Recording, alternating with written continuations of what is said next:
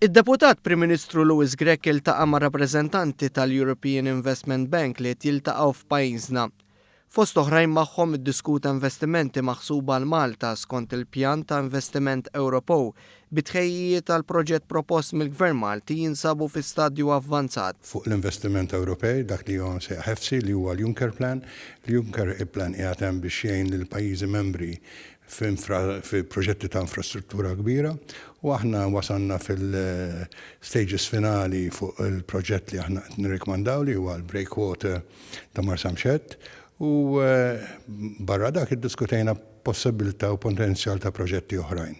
Dawn il-laqgħat qed isiru fid-dawl li pajjiżna se jkollu l-Presidenza tal-Kunsill Ewropew fl-2017 għalkemm id-diskussjoni jiffukaw fuq aspetti oħra anke fid-dawl li f'pajjiżna se jsir bank ta' żvilupp. Però aktar minn hekk iktar wieħed irid jgħid li aħna qed nimxu bi pjan mal-EIB li jkun hemm li l-self li nistgħu neħdu mingħand l-EIB ma jkunx l-istess self li jistgħu jieħdu il-businessmen l-SMEs Maltin mingħand il-banek li huma lokali, imma affarijiet li normalment il-banek lokali ma jkunux jistgħu fil-fatt jisservissjaw lill-lokal. Din il-laqgħa saret l-għada li waħda mill-ikbar kumpaniji fid-dinja fl-istampar tal-flus għażlet il-pajjiżna l-investiment aktar minn $100 miljun.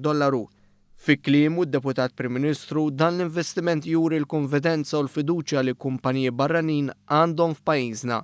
Fiduċja li tkompli titkattar ukoll mid-deċiżjoni tal-Gvern Malti fosthom dak li se jitħabbar għall-startups f'pajjiżna.